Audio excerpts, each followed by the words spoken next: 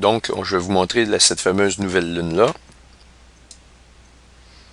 Donc, on est le 13 septembre l'année passée. Et voyez-vous,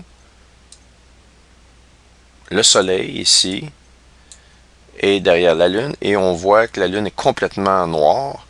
Et c'est là que se produit la nouvelle lune, quelques jours après, parce qu'il y a un décalage entre, si vous voulez, le soleil et la lune. Donc, la nouvelle lune, c'est lorsqu'il y a un petit croissant à droite de lumière. Si je vais au 14, et voilà, au 15, on avait commencé à voir le petit croissant de lune. Donc, la nouvelle lune s'est produite peu de temps après cet alignement-là de la Reine du Midi. Et donc, ça nous parle justement dans Amos 8.5, que dites, quand la nouvelle lune sera-t-elle passée, pour que nous vendions le blé et le Shabbat, pour que nous ouvrions les greniers en diminuant l'epha, en augmentant le cycle, et en faussant la balance pour tromper. Donc, on nous parle ici du début de la grande tromperie. Et, dans le fond, le pape, quand il a été aux États-Unis, durant le mois de septembre l'année passée, ils ont débuté l'agenda officiel du nouvel ordre mondial et ont annoncé des Nations Unies qu'ils passaient de l'agenda 21 à l'agenda 30, qui est effectivement la mise en place du nouvel ordre mondial. Donc, ceci étant résumé, il est intéressant de se poser la question suivante. On va retourner ici au mouvement rétrograde de Saturne, dans la balance.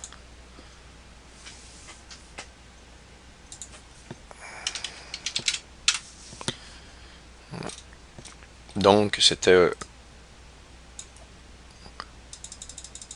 OK, on se rapproche, je vais grossir.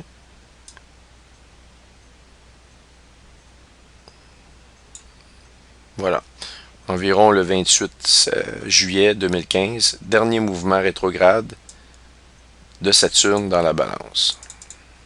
On le voit ici, Saturne s'apprête à faire un mouvement relatif d'arrêt dans le ciel par rapport à nous sur Terre. Fin juillet, début août, on le voit ici. Donc, ce mouvement rétrograde-là qui s'est produit en 2015 fut le dernier dans la constellation de la balance. Et la question qu'il est intéressant de se poser, mais quel va être ou quand va se produire le prochain mouvement rétrograde de Saturne qui va se produire manifestement hors de la balance? Quelle est la date, si vous voulez, de ce prochain mouvement rétrograde-là? Puisque la Bible semble nous parler que le début du jugement commence dans la balance. Donc, si on est à l'extérieur de la balance, on peut supposer qu'on est très proche dans le prochain mouvement rétrograde des événements qui vont amener de façon officielle au jugement.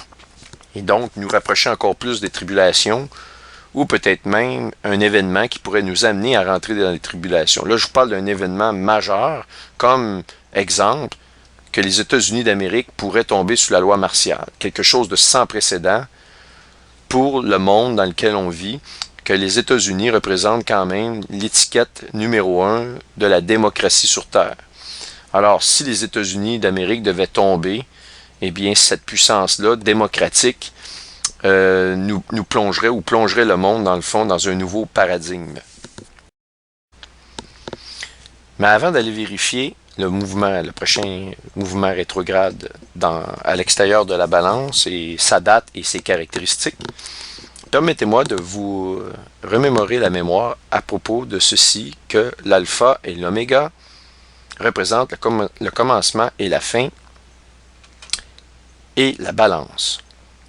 Alors ici, dans Apocalypse 21, les versets 5 à 7, on lit ceci. « Et celui qui était assis sur le trône dit, « Voici, je fais toutes choses nouvelles. » Il dit, « Écris, car ces paroles sont certaines et véritables. » Et il me dit, « C'est fait, je suis l'alpha et l'oméga, le commencement et la fin. À celui qui a soif, je donnerai de la source de l'eau de la vie, gratuitement. Celui qui vaincra héritera de ces choses. Je serai son Dieu, il sera mon fils. » Donc, ce qui est intéressant, c'est de regarder au niveau des symboles que le symbole de la balance comporte la lettre grecque oméga, on la voit ici, qui signifie la fin. Donc, l'alpha, et l'oméga.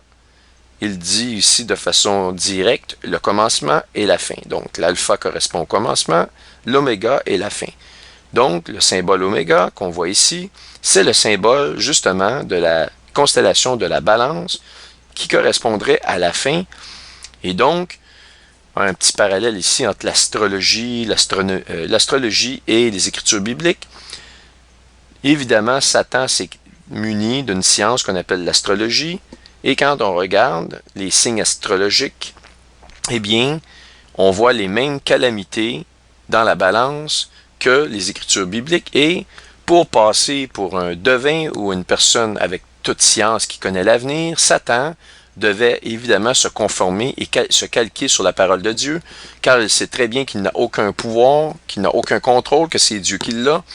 Donc, il a falsifié les Écritures, ça les a accaparées, il les a transformées un peu, s'est fait une mythologie alentour de ça, couplée avec de l'astrologie, et évidemment, quand on regarde les signes astrologiques, il y a une certaine corrélation avec les Écritures bibliques, et de ce fait, il passe pour une personne toute puissante, et alors que s'il s'agit d'un vol et d'un viol de l'écriture biblique, si vous voulez, de la parole de Dieu, mais la parole est vivante, et on le voit aussi dans l'ouverture du premier sceau, lors de la manifestation du cheval blanc. Le cheval blanc correspond à l'Antéchrist, le personnage de l'Antéchrist, et c'est Jésus qui ouvre le premier sceau, donc c'est Jésus qui envoie pour son propre dessein, l'Antéchrist dans le monde pour le jugement.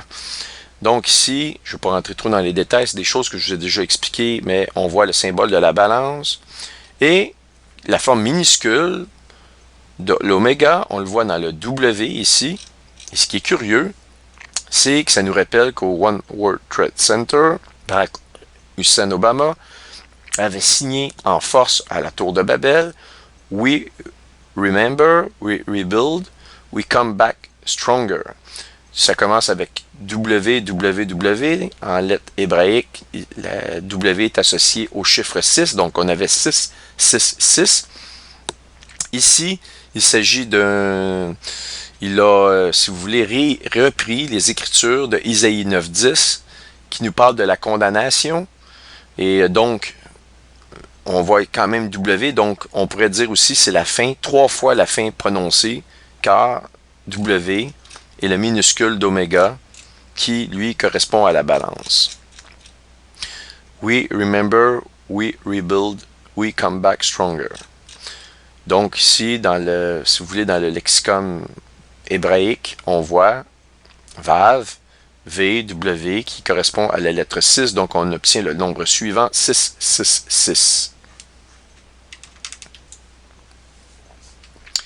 Donc, on peut assumer, comme la lettre W revient à 3 reprises, au début de chaque phrase, que c'est comme si Obama signait la fin à 3 reprises, ce qui est extrêmement intriguant, car le chiffre 3 est mentionné par Jésus dans Matthieu 12, en rapport à Jonas et au temps où il aurait passé dans le séjour des morts avant de ressusciter pour 3 jours et 3 nuits. Donc, tout ceci est intéressant, et tout cela semble consistant avec le fait que dans les derniers jours, oméga, que le processus du rachat, qui est le fruit de la rédemption, s'enclenchera, et qu'il soit en relation directe avec la balance.